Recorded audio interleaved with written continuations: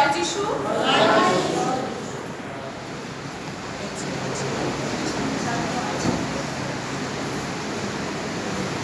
প্রভুকে মহানামে ধন্যবাদ দিই যে আজকে এই সুন্দর দিন প্রভু দেখতে দিয়েছেন, আর আমার সমস্ত ভাই বোনেদের সঙ্গে আজকে প্রভুর গৃহে ধন্যবাদের সভায় প্রভু মিলিত হতে সাহায্য করেছেন।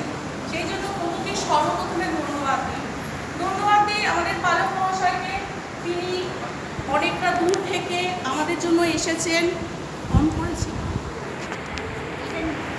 সেই জন্য প্রভুকে মহানামে ধন্যবাদ দিই। আপনাদের প্রত্যেকের জন্য ধন্যবাদ দিই যে এত গরমের মধ্যে আপনারা আমাদের ডাকে সাড়া দিয়ে প্রভুর কাছে এসেছেন, সেই জন্য প্রভুকে মহানামে ধন্যবাদ দিই। অনেক দিন দিয়ে আমাদের একটা ধন্যবাদের সভা দেওয়ার ইচ্ছা। প্রভুর বিবিধ দয়ার গুণে আমরা নষ্ট হইনি। প্রত্যেক দিন সকালে নতুন নতুন করুণায় প্রভু আমাদেরকে ভরিয়ে রেখেছে। প্রভুর আশীর্বাদ কত বিবিধ, তা একটা ধন্যবাদের সভায় দিয়ে শেষ করা যায় না। প্রত্যেক দিন প্রভুর গৌরব বর্ণনা করলেও শেষ হয় না। কিন্তু তবু জীবনে চলার পথে অনেক সময় নানা ধরনের সমস্যা বিপদ এসেছে। জিরিহোর প্রাচীরের মতো দুরূহ সমস্যা এসেছে। তখন আমি একা প্রার্থনা করিনি, আমার সঙ্গে আমার সব ভাই বোনেরা প্রার্থনা করেছে।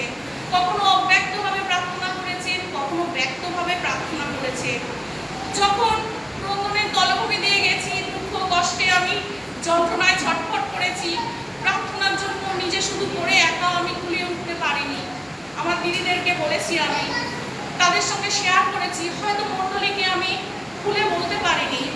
তখন প্রভু সেই প্রার্থনা শুনেছেন, তাকে ধন্যবাদ দিই।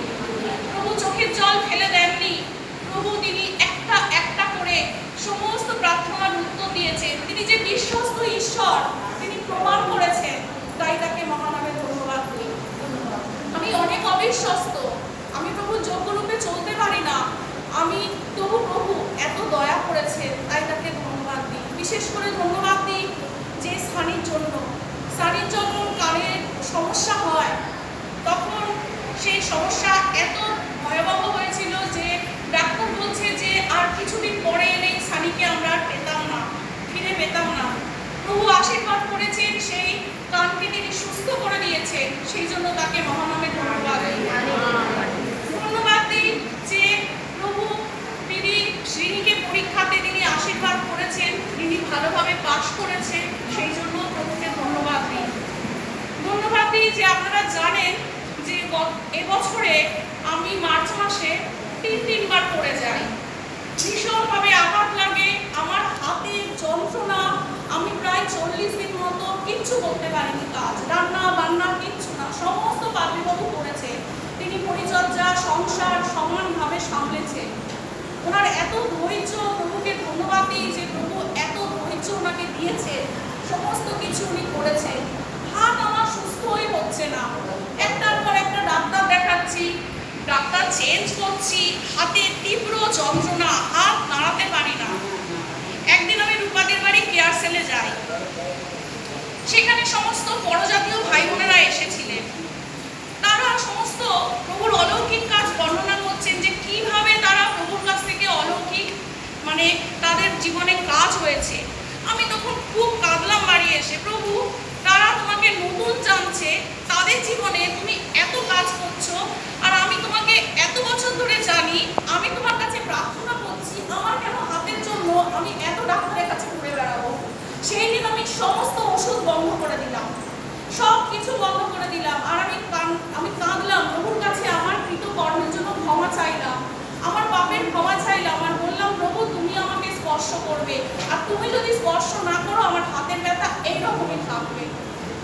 ধন্যবাদ দিই যে প্রভু সেই হাতের ব্যথা আমাকে সম্পূর্ণভাবে সুস্থ করলেন। ডাক্তার বলেছিল যে ঘুমোইতে ইনজেকশন না দিলে হবে না, আপনার ব্যথা সারবেই না, কিচ্ছু না, শুধু প্রার্থনার তেল দিয়ে দুপুরি বেলা আমি নিজের হাত নিজে এরম করে করে টানতাম। প্রভু তিনি আরোগ্যকারী শক্তি স্পর্শ দিলেন। ধন্যবাদ। আরো ধন্যবাদ দিই যে এই কদিন আগে আমি কি হয়েছে না, অটো করে যাচ্ছি স্কুলে, এই সপ্তাহেতেই হঠাৎ রানিং অটোয় চাকাটা গেল পুরো, অটোটা পুরো সোজা হয়ে মনে হলো সুজয়ারও অটোর চাকা খুলে বেরিয়ে গেছিল। অটোটা সোজা হয়ে গেল, গিয়ে ধমাস করে পড়লো, আরেকটা রানিং অটো চলে এলো। এটা হচ্ছে বৃহস্পতিবারের ঘটনা। আমি ধারে বসেছিলাম, অটোর রডগুলো দিয়ে আমার এখানে প্রচন্ড জোরে লাগলো, কিন্তু একটা হাড় ভাঙেনি, রক্তপাত হয়নি, কিচ্ছু হয়নি। জীবিত দেশে জীবিত রেখেছেন। সকালে যখন বেরোই তখন তার কাছে আমি দাঁড়িয়ে প্রার্থনা করার আমার সময় হয় না যে প্রভু বেরোচ্ছি। ওই রাস্তা দিয়ে যখন আমি কবরডাঙ্গায় দৌড়াই, আমি তখন প্রার্থনা করতে করতে দৌড়াই, প্রভু আমি বেরোচ্ছি, আমার ভার তোমায় দিলাম, তুমি আমাকে বহন করো, আর এত দেরি করে বেরোই, তুমি আমাকে নির্দিষ্ট টাইমে স্কুলে পৌঁছে দিও। এই প্রার্থনা করতে করতে যাই। আর অটোতেও ওই সময়টুকু যে পাই, সকাল দিয়ে আমার ব্যস্ততায় প্রভুকে সেভাবে সময় দেওয়া হয় না, ওই সময়টা আমি প্রার্থনা করতে করতে যাই, কখনো TWR এর বাক্য শুনতে শুনতে যাই।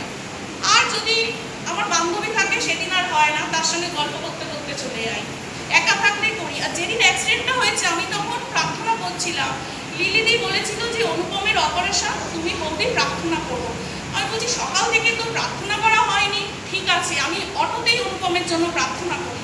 আর আমি প্রার্থনা করতে করতে যাচ্ছি, আর অ্যাক্সিডেন্টটা কী হলো কি বৃত্তান্ত আমি দেখতে পাইনি, হঠাৎ করে ধমাস করে যখন অটোটা পড়েছে আমি তখন বুঝতে পেরেছি, আর আঘাতটা লাগলো বুঝতে পেরেছি। তাই প্রভুকে ধন্যবাদ দিই, আমি আজকের হয়তো জীবিত দেশে জীবিত থাকতাম না। আজকে যখন কাঞ্চনজঙ্ঘা এক্সপ্রেসের যখন আমি অ্যাক্সিডেন্ট দেখছিলাম আর প্রভুকে ধন্যবাদ দিচ্ছিলাম, আজকের আমি আর জীবিতদের মধ্যে থাকতাম না, কিন্তু প্রভু দয়া করেছে, তাই প্রভুকে মহানামে ধন্যবাদ দিই। ফেব্রুয়ারি মাসের দিকে একটা সমস্যা এত বড় এসেছিল, কিছুতেই সমস্যার সমাধান হচ্ছে না। একদিন কুকুরি আমাকে দেখে বলছে, সঞ্চিতার মনের ভেতরে ঝড় চলছে। কুকুরি আমাকে বলছে, দিদি ঠিকই ধরতে পেরেছে, আমার মনের ভিতরে উথাল পাতাল চলছে, সমস্যা ফুল নেই, কিনারা নেই। পাত্রীবাবুকে বলছি, তুমি তো পরিচর্যা করো, কেন আমাদের এইরকম কেন সমস্যা, তুমি কি প্রার্থনা করছো, আমাদের সমস্যা মিটছে না কিছুতেই। তারপরেতে আমি ঠিক করলাম না, আমি উজ্জ্বলাদিকে ফোন করে বললাম, দিদি আপনি প্রার্থনা করুন। আর আমি ঠিক করলাম, পাত্রীবাবু মিলে ঠিক করলাম, না আমরা দুজন উপবাস প্রার্থনা করি, আমরা দুজন ঘরেতে সমস্যাটা নিয়ে প্রার্থনা করি। মাও প্রত্যেক দিন প্রার্থনা করছে। আর প্রভুকে মহানামে ধন্যবাদ দিই যে সেই সমস্যা কিছুতেই মিটছিল না, মানে আমি বুঝতেই পারছিলাম না কি করে এটা সমাধান হবে। শুধু প্রভুকে বললাম, প্রভু তোমার কাছে দিলাম, তুমি এর কিনারা করো, আমি আর পাচ্ছি না, এই সমস্যাকে আমি আর বইতে পারছি না, প্রভু সেই সমস্যার সমাধান করুন। প্রভুকে যে কি বলে ধন্যবাদ দেব আমি ভাবতে পারি না। প্রত্যেকটা দিন চোখের জল ফেলেছি, ভাত খেয়েছি চোখের জলে, এইটুকু করে ভাত খেতাম চোখের জলে খেতাম, আমি সেই সমস্যা থেকে বেরোতে পারছি না। প্রভু আমাকে, তিনি তার প্রতিজ্ঞা অনুযায়ী তিনি বললেন তোমাদের কান্না আমি হাস্যে পরিণত করব। তিনি আমাকে সেই সুন্দর তিনি প্রশস্ত স্থানে নিয়ে এলেন, তাই তাকে মহানামে ধন্যবাদ দিই। ভাই বোন, আরও যদি বলতে থাকি কত যে বলবো প্রভুর দয়ার কথা, আমি এক মুখে বলে শেষ করতে পারবো না।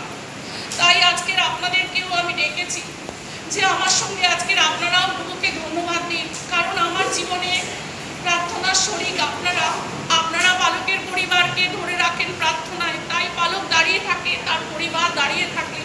সেই জন্য আজকের আপনাদেরকেও ডেকেছি যে আপনারাও আমার সঙ্গে ধন্যবাদ দেবেন, যাতে প্রভু গৌরবান্বিত হন, মহিমান্বিত হন।